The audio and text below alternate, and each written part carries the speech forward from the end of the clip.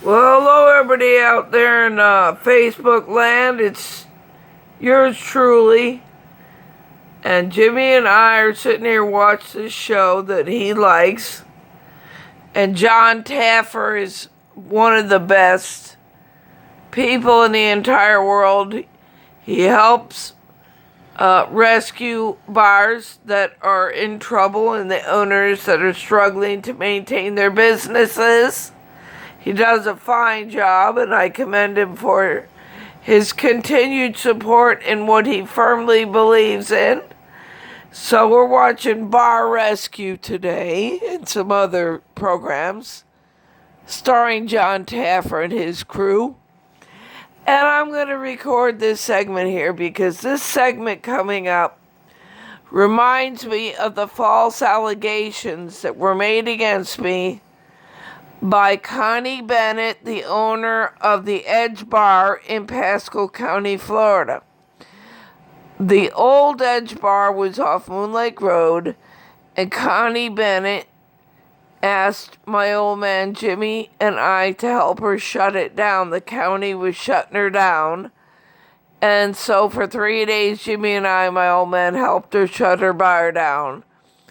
And I polished the glasses for her to get ready to move to her new bar with the same name, the Edge Bar, off State Road 52. And it was off State Road 52 in Pasco County, Florida, but the actual road that it was actually just off of was Colony Road, off State Road 52 in Pasco County, Florida. And she invited Jimmy and I over there one afternoon before she opened for business, before the till was open to take cash from the customers to pay for their beers and whatnot. So before she was actually open on the business end, she was doing the last minute touches and everybody was volunteering to help her get her bar opened up. And she invited my old man to go over there to pick up slot machines for $50 from another city in Florida.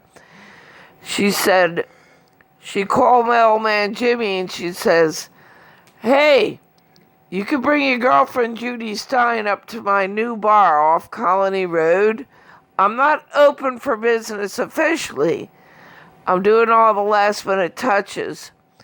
And I want you and your girlfriend at my new bar off Colony Road to go pick up these slot machines for me for my new bar off Colony Road, and I'll pay and I'll compensate you for it, Jimmy.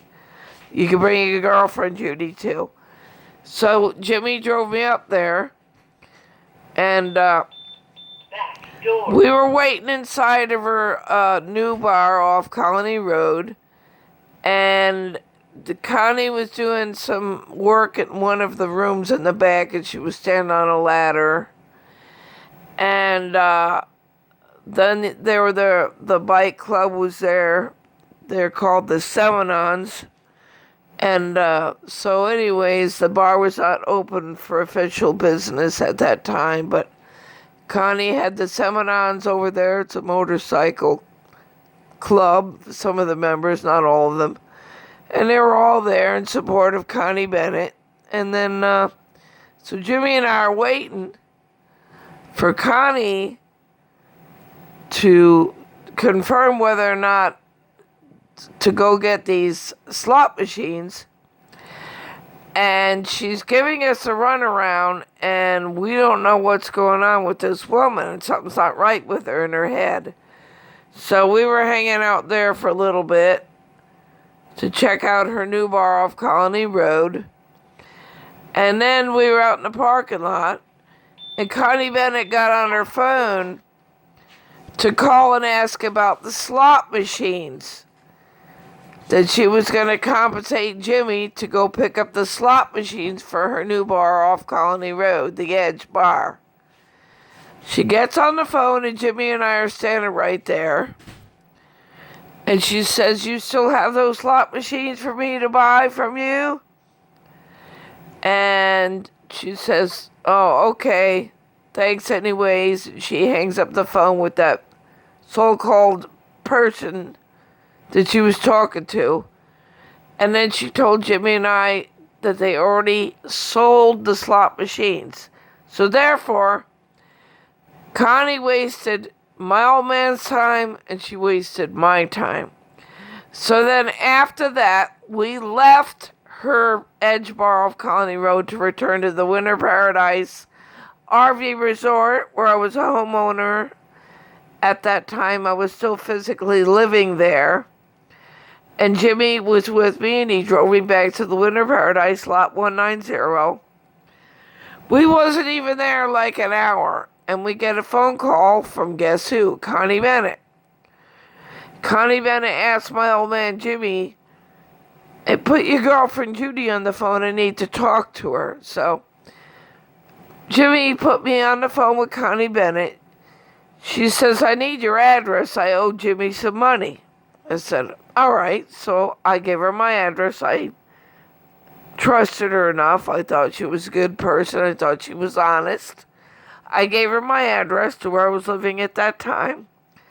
She says, "Now put Jimmy back on the phone."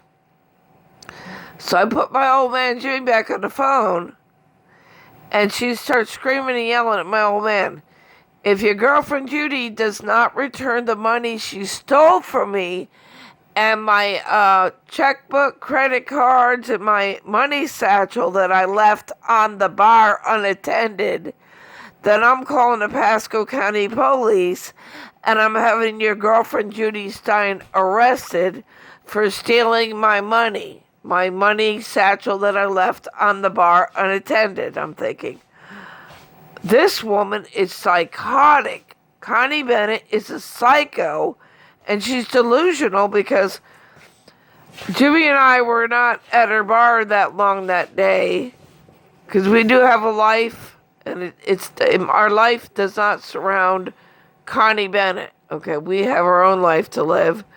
So yeah, she wasted our time that day. And on top of it, she falsely accused me of stealing her money that she left unattended on the bar.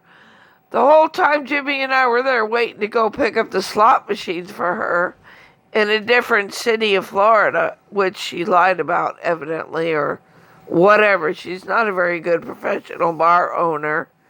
She lied and falsely accused me of stealing her money satchel that she allegedly left on the bar right just off Colony Road.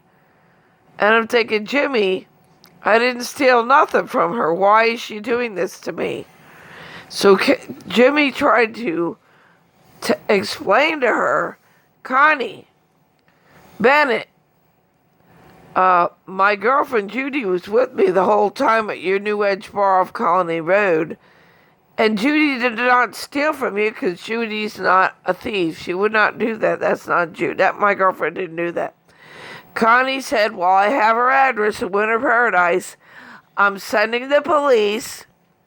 I'm having Judy Stein arrested and she's going to jail." And Jimmy told her again, "Connie Bennett, my girlfriend Judy did not steal that money from you. If you think she stole the money, you now have her address. Come on over and check her whole place out and see if your money and your satchel and your driver's license and your credit cards and everything else you think she stole from you, see if it's here. Come on over to her where she lives and check it out and see if she stole your money. Or send the police. They could check the whole apartment model that she owns outright and see if she stole your money satchel and your credit cards or driver's license." We waited the whole day for Connie Bennett or the Pasco County Police to show up. No can do. Connie Bennett didn't show up. The police didn't show up. You know why, people? Because she's full of shit. And she's a lying cunt. She can't understand normal thinking. And everybody that I talked to that used to work for her, that no longer works for her, said she's a sorry ass excuse of a bar owner. She's unprofessional. She's a liar. And she's always leaving her money bags around for people to steal because she's an unprofessional bar owner and she's a fall down vodka drinking drunk. Everybody from the old Edge on Moon Lake Road in Newport, Florida knew that about Connie Bennett for years. She's a fall down drunk, a vodka drinking drunk. And she's a very unprofessional bar owner. I had to hold my head down low for so long after that false allegation. Even though I know I didn't do it, I was not guilty. She's a no good, fall down vodka drinking, lying drunk. That's not the point. She had the Seminons. I don't know if they were kissing her ass or they were bowing down to her like she's the Queen of England. But she was, hanging around with the Seminons, and she was using the Seminons to either hunt me down and maybe kill me. Who knows what she was trying to do with the Seminons. But something ain't right with that woman. Something ain't right with her. She's married to some guy named Drew, and her and Drew were living on the Seminons property, the clubhouse property. And what? Was it a fifth wheel, babe? I don't know. I think it was a fifth wheel.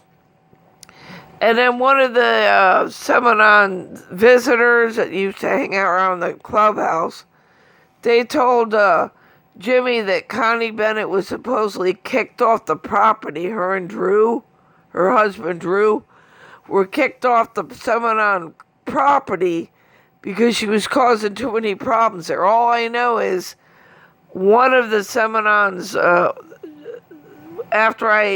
I thought I could trust Connie, I showed her pictures at her new bar before she falsely accused me of stealing that money, which I never did.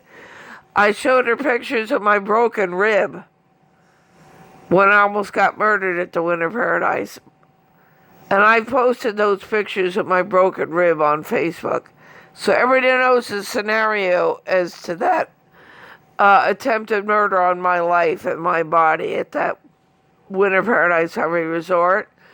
I showed Connie the pictures of my broken rib, and she acted like she cared about me.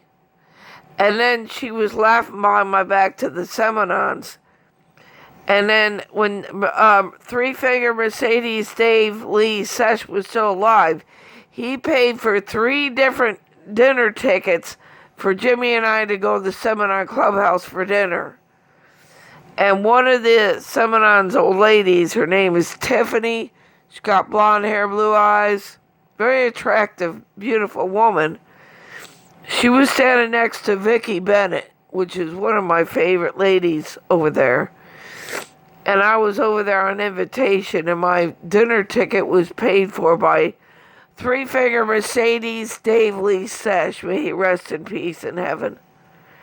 And when I walked past Tiffany and Vicki Bennett, and I walked past Tiffany said, "There's that bitch with the broken rib. I hate that bitch."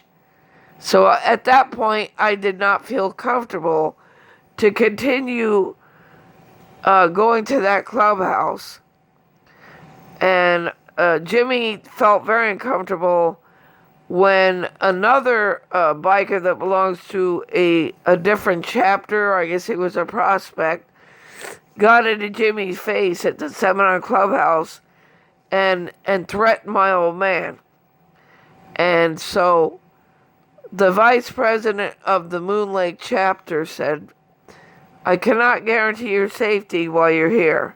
So Jimmy never felt comfortable, and Jimmy never went back to the Moon Lake Seminar chapter clubhouse. But I will say this. I love the vice president very much, and I love his wife. I love them both very much to this day, and I do not blame the vice president for the way that Jimmy and I were treated while we were there. We were treated indifferently while we were there on invitation, prepaid invitation, because of Connie Bennett and her mouth running like diarrhea and the false allegations she made against me. But I'm going to try to get back to this segment here with John Taffer. Give me a moment. Let me see what I can do here. I want to try to record this. Bar rescue. Okay, hang on, please. You leave a money bag sitting on a bar like that. How insane is that? There's two things we never lose. Our key ring or our money. Protect that, guys. Learn from this experience. Be glad that I took it. Somebody else didn't. I made a mistake. I mean, I should have put the bag somewhere out of sight, out of mind, but I was just overwhelmed at the time. Jeff, listen. I am going to solve this problem with procedures. Rather than picking this apart, which you guys are going to do being scientists, let's move on, okay? Let's close this bar, guys. We've seen what we need to see. Do you agree? Yes, I do. Okay. Ladies and gentlemen.